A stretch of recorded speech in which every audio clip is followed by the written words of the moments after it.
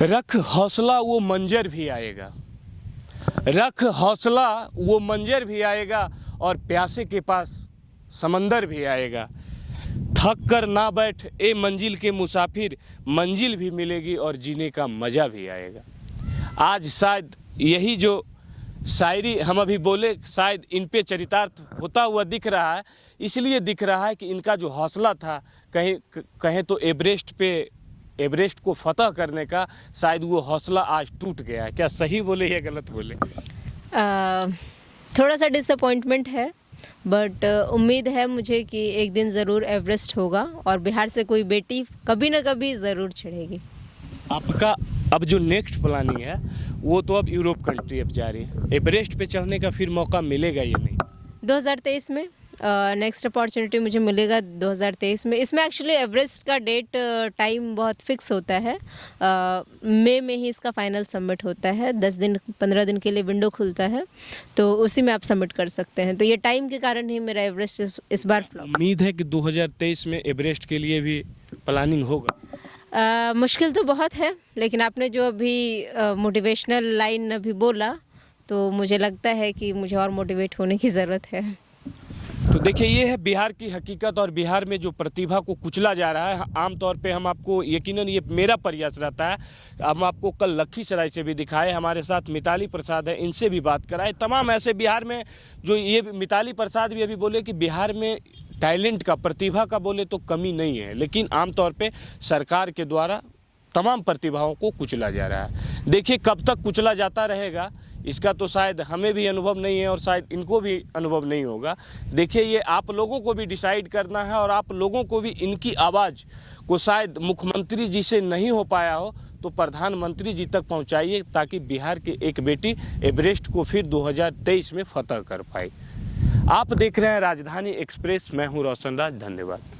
देख रहे हैं राजधानी एक्सप्रेस, मैं हूं रोशन राज। आज हमारे साथ बात करने के लिए जो मौजूद हैं, जो हमारे बगल में बैठे हैं, आपको जानकारी के तौर पे बता दें कि परिचय देने की आवश्यकता नहीं है, कारण कि जितने भी डिजिटल प्लेटफॉर्म हैं और ख़ास करके बिहार झारखंड में चलने वाले जितने भी नेशनल चैनल हैं, सभी चैनलों पे इनको दिखाया गया है।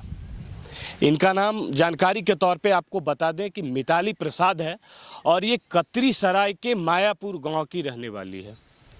हालांकि अब इनसे हम बात करेंगे और इनके बारे में जानेंगे, और इनके बारे में जानने के लिए इसलिए आए हैं और सच्चाई को दिखाने के लिए आपके साथ इसलिए आए हैं कि आज शायद फिर एक टैलेंट जिसमें कुछ कर गुजरने की क्षमता थी, शायद आज फिर घुटना टेक दिया है, कहीं ना कहीं दम घुटता हुआ नजर आ रहा है। तो सबसे पहले मिताली प्रसाद जी, आपका स्वागत है राजधानी एक्सप्रेस चैनल। धन्यवाद। अच्छा, पहले ये बताइए कि आपके अंदर ये जुनून कहाँ से आया माउंटेनियर बनने का? मैं भी नहीं जानती थी कि एक दिन मैं माउंटेनियरिंग करूंगी और इतनी अच्छी माउंटेनियर बनूंगी, लकीली। और अभी मैं बोलूँ तो मैं जब छोटी थी तो पीछे आपके बैकग्राउंड में वो जो पहाड़ी दिख रहा है ना, वो मैं ज़िंदगी में पहली बार मेरा दर्शन जो कह सकते हैं वही हुआ था, और मुझे बहुत खूबसूरत सा लगा था कि नेचर का ये भी एक तोहफ़ा है और बहुत ही प्यारा है।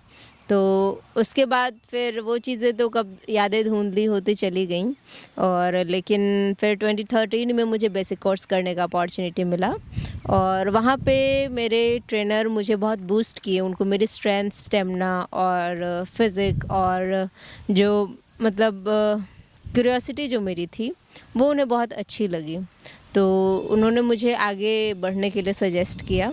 एंड धीरे धीरे करके फिर मैं किलिमंजारो से लेके माउंट अकोंकागुआ तक चली गई। अच्छा, एक समय था जब इस क्षेत्र के लोग, जिस अभी जहाँ बैठे हैं कतरी सराय या बोले पूरे नालंदा जिला के लोग, कहीं ना कहीं अखबार के जरिए पढ़े थे कि कतरी सराय और नालंदा जिला की अगर एक बेटी दक्षिण अफ्रीका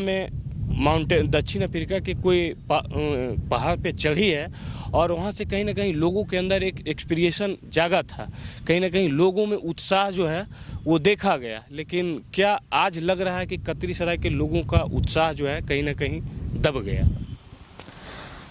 देखिए, पहली बात ये है कि जब मैं सबसे पहले यही कहूँगी कि बिहार में रह करके और किसी लड़की का इस तरीके से लीग से हट करके एक बेंचमार्क सेट करना एक आई थिंक बड़ी उपलब्धि है, क्योंकि इसको अप्रिशिएट आज पूरी दुनिया कर रही है।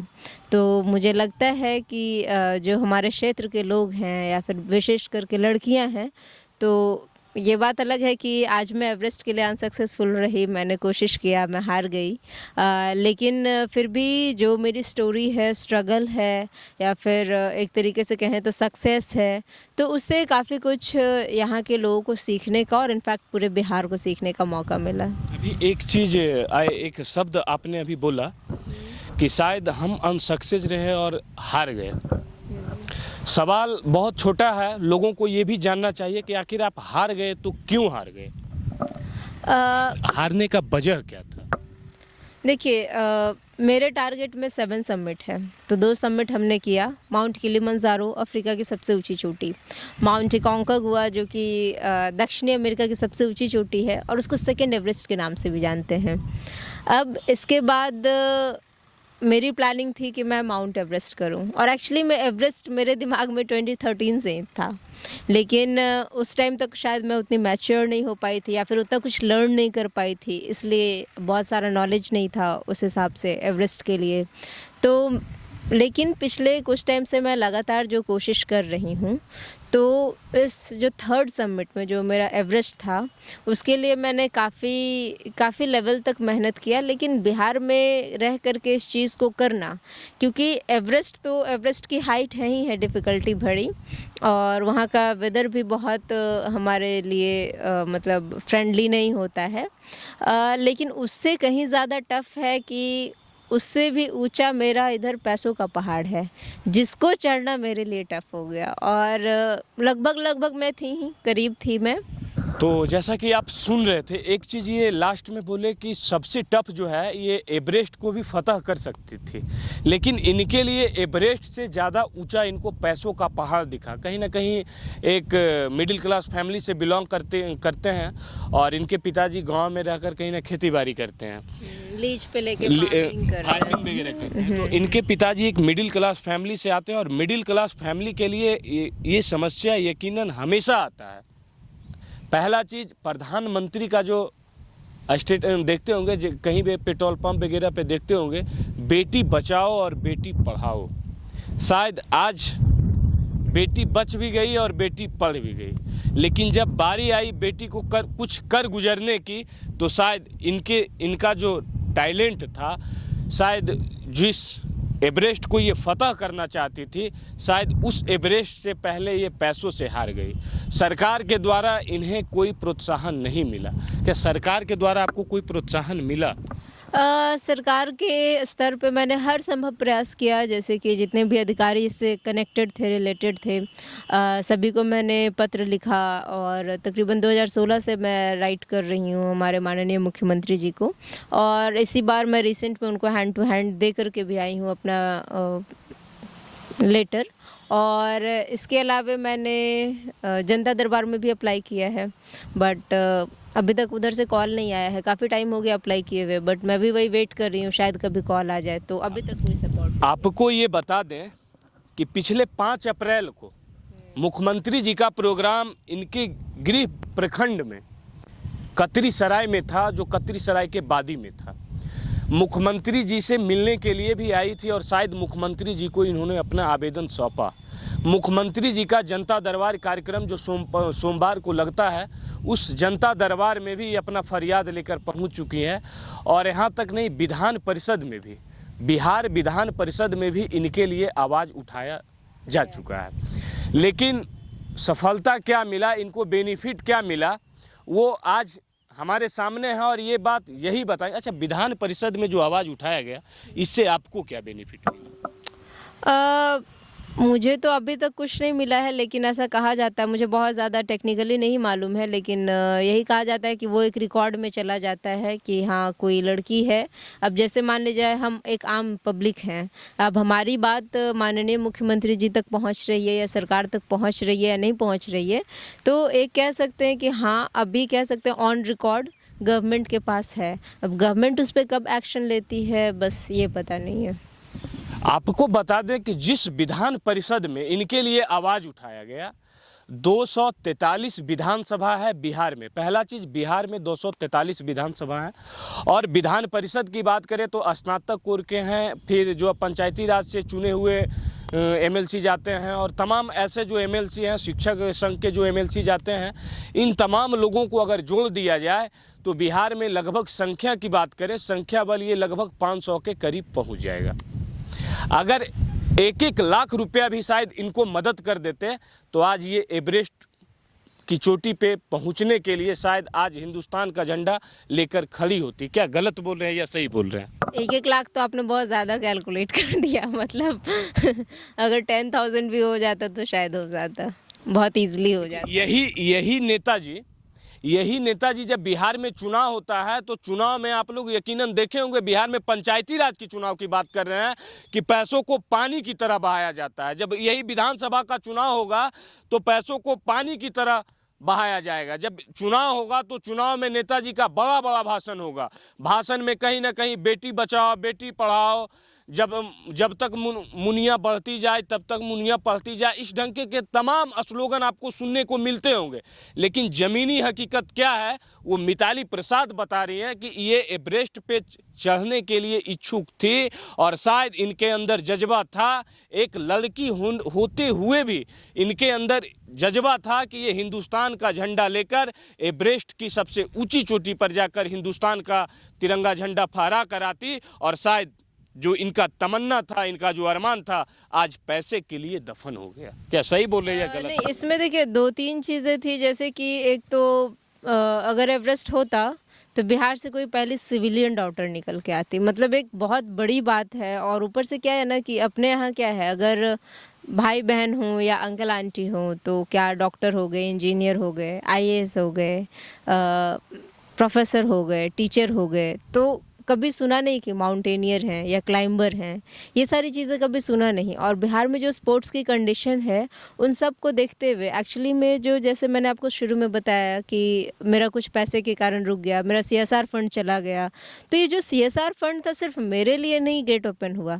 ये सीएसआर फंड सिर्फ माउंटेनियरिंग फील्ड के लिए नहीं बल्कि जितने भी स्पोर्ट्स पर्सन हैं बिहार में जो काबिलियत है, और एक्चुअली मैं मानती हूँ कि बिहार में टैलेंट भरा पड़ा है, और उस टैलेंट को उस सीएसआर फंड के माध्यम से उनको भी अपॉर्चुनिटी मिलता, उस टैलेंट को उनका प्लेटफॉर्म मिल सकता था। तो माउंटेनियरिंग और माउंट एवरेस्ट मतलब दोनों को मिला जुला के कहीं ना कहीं बहुत बड़ी जिम्मेदारी मेरे ऊपर थी, और इसके कारण मैंने दिन रात मेहनत की थी। मतलब मुझे नहीं पता चला और कब इतना सारा मैं मेहनत कर गई, लेकिन स्टिल मैं हार गई, वो बात अलग है। लेकिन मेरी कोशिश ये थी कि बिहार में जो स्पोर्ट्स की कंडीशन है वो बल्कि माउंटेनियरिंग फील्ड से ही बदले तो बदले, लेकिन बदलना ज़रूरी है। क्योंकि मैं जब अपने मतलब खेल मंत्री जी के आवास के सामने जब बैनर देखती हूँ, चेहरे अच्छे अच्छे सुंदर सुंदर मेडल्स के साथ होते हैं, लेकिन मैं देख पाती हूँ कि उसमें कोई अपने बिहार का कैंडिडेट नहीं है। मुझे बुरा लगता है। उसमें भी वो टैलेंट है और शायद अगर उनको प्लेटफॉर्म मिले तो डेफिनेटली डू समथिंग। अच्छा, अब क्या समझा जाए? क्राउड फंडिंग के जरिए भी पैसा जुटाने का प्रयास किया गया तमाम डिजिटल प्लेटफॉर्म के जरिए। जी। हालांकि कहाँ तक संभव हो पाया, कहाँ तक क्राउड फंडिंग आ पाया? सबसे पहले तो मैं इसके लिए पूरे जितने भी बिहार में मीडिया कर्मी के लोग हैं, मैं सबको तहे दिल से शुक्रिया अदा करना चाहती हूँ आपके प्लेटफॉर्म के माध्यम से, क्योंकि उनका एक बहुत बड़ा सपोर्ट रहा जो कि मुझे, मेरी बात को पूरे बिहार तक उन्होंने स्प्रेड किया। उसी के माध्यम से मुझे फॉरेन का मिला करके 4,07,000 रुपीज़ मेरे हाथ में आया था एवरेस्ट के लिए। तो बोले तो 4,07,000 रुपया, 4,07,000 रुपया इतना ही आया था। यानी कि इतना बड़ा प्रदेश में 4,07,000 रुपया क्राउड फंडिंग के जरिए इनको जमा हो पाया। देखिए दुर्भाग्य मेरे टारगेट में था, मुझे एक डर था इस चीज़ का कि शायद मैं क्राउड फंडिंग उतना मतलब मुश्किल होगा मेरे लिए, और मैंने अपने लेवल से जितना हो सकता था मैंने किया। तो मेरे टारगेट में ये था कि मैं ज़्यादा से ज़्यादा सीएसआर फंड पे फोकस करूं, और जिसके लिए मैं पिछले 2 साल से ट्राई कर रही थी। क्योंकि बिहार में पैसे निकलवाना, 1 रुपये निकलवा लेना भी बहुत टफ काम है। क्योंकि मैं अगर ऐसा देखूं, कैलकुलेट भी करूं तो लगभग 2.9 मिलियन लोगों ने मेरा वीडियो देखा, एक जस्ट सिंगल वीडियो की बात कर रही हूँ। अगर शायद 1-1 रुपया दे देते तो वो भी हो जाता, लेकिन इतना आसान नहीं होता है कि आप सबके पैकेट से निकलवा लें। तो मेरी कोशिश की थी, हर संभव कोशिश की थी, और ग्राउंड लेवल पे क्योंकि मैं अकेले ही, बहुत मुश्किल हो रहा था मेरे लिए। और बहुत से, मैं शुक्रगुज़ार हूँ कि बहुत से लोग, जैसे कि यहीं पे अनु सर जो जिनकी वाइफ मुखिया हैं, उन्होंने अपने लेवल से सपोर्ट किया, अपने एरिया के क्षेत्र के लोगों से सपोर्ट करवाया। अपने गांव के हैं एक पिंटू भैया हैं, उन्होंने सपोर्ट किया। तो अपने लेवल के जैसे कतरी सराय से थाना अध्यक्ष हो गए, या फिर गिरियक से हो गए, पावापुरी से हो गए, राजगीर से दीपक सर, मतलब सभी ने अपने अपने लेवल से कोशिश किया, और उनकी ही देन है कि इतना अमाउंट जनरेट हो पाया। अभी तो बात वही है कि इतने मेहनत के बाद भी फाइनली CSR फंड में लूज़ कर गई और अमाउंट पूरा नहीं हो पाया। अब आगे का क्या प्लान है? मेरे टारगेट में 7 सबमिट है, जैसा कि मैंने शुरू में ही बोला। तो अगर एवरेस्ट नहीं हुआ है तो कोई बात नहीं, मतलब ठीक है, दुख तो बहुत है इस चीज़ का, लेकिन मैं अभी प्लान कर रही हूँ कि मैं, रशिया की हाईएस्ट वन पीक है, यूरोप की हाईएस्ट वन पीक है, रशिया में पड़ता है, तो अभी मैं उसी को कंक्वायर करने का प्लान कर रही हूँ, माउंट एल्ब्रुस को, जो कि शायद अब ये 3rd सबमिट में आ जाएगा।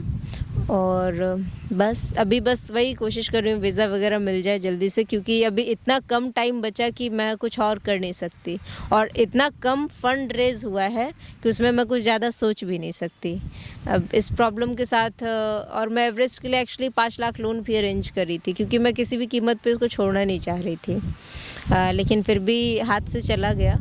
तो अभी लेकिन जो अमाउंट है, उस अमाउंट के हिसाब से मैं एल्ब्रुस ही प्लान कर रही हूँ। देखिए, समस्या ये है इनका, जब सारी बातों को अगर सुनिएगा, कहीं ना कहीं इनकी अगर सारी बातों को सुनिएगा तो सुनने के बाद यकीनन ऐसा लगेगा कि हम वही बिहार के हैं जहां बड़े बड़े सपने दिखाए जाते हैं। और हकीकत ये होता है कि जब किसी छोटे गांव से चलकर एक लड़की, इनका प्रयास, इनका हौसला को राजधानी एक्सप्रेस की टीम सलाम करती है। और ये भी आपको बता दें कि इनका जो हौसला है, आगे गांव देहात की जो तमाम लड़कियां हैं, ख़ास तौर पे उनको भी सिखाती है कि आप आगे निकलिए, घर से निकलिए, घर से बाहर जाइए, आपके लिए भी स्पोर्ट्स क्षेत्र में बहुत सारी जगह है, वहाँ भी आप अपनी प्रतिभा को दिखा सकते हैं। लेकिन जो सरकार के द्वारा, वहीं अगर देखा जाए, दूसरा पहलू देखा जाए तो एक गाना वायरल हुआ था छत्तीसगढ़ में, और उस गाने का नाम था, एक बच्चा गाना गाया था, और उस गाने को वायरल होने के बाद छत्तीसगढ़ के मुख्यमंत्री उस बच्चे को रेंज रोवर से घुराते हैं और रातों रात स्टार बन जाता है। और वही बिहार में, जिसके अंदर हौसला है कि हम हिंदुस्तान का नाम ऊंचा करें, हिंदुस्तान का झंडा एवरेस्ट की चोटी पे फहराएं, शायद उनका हौसला आज चूर हो चुका है। और देखिए, अब हौसला हारी हुई है, फिर भी हिम्मत है कि अगला कोई भी, और रशिया का कोई एवरेस्ट का चोटी, रशिया का ना, Elbrus is the highest one peak of Europe continent, Europe country में। अभी उम्मीद टूटा नहीं है। देखिए कब तक सरकार, कब तक जागेगी, और सरकार अगर जागेगी भी तो इनको क्या सहायता मिलेगा? सरकार से उम्मीद है आपको कि कुछ मिलेगा? ऑब्वियसली अब डेमोक्रेसी है तो हम जनता हैं, तो सरकार से ही उम्मीद है। उम्मीद है कि लगता है कि उम्मीद पूरा होगा। एक्चुअली मैं 2016 से कोशिश कर रही हूँ, तो आप ही खुद अंदाज़ा लगा लीजिए कि मैं मंत्री जी से आप मिले भी हैं, मुख्यमंत्री जी भी आपसे मिले हैं, क्या उस समय क्या आश्वासन? नहीं, उस टाइम तो उन्होंने कुछ नहीं बोला, क्योंकि I don't know why, but मैंने अपना लेटर उनको दिया और मैं बताई कि सर मैं एवरेस्ट करना चाह रही हूँ 2022 में, मुझे आपके सपोर्ट की ज़रूरत है बस। तो ये है बिहार का सच्चाई, और बिहार में प्रतिभाओं को किस तरह कुचला जाता है। ये हमारे साथ जो बैठी थी मिताली प्रसाद, इनसे ही आप सुने।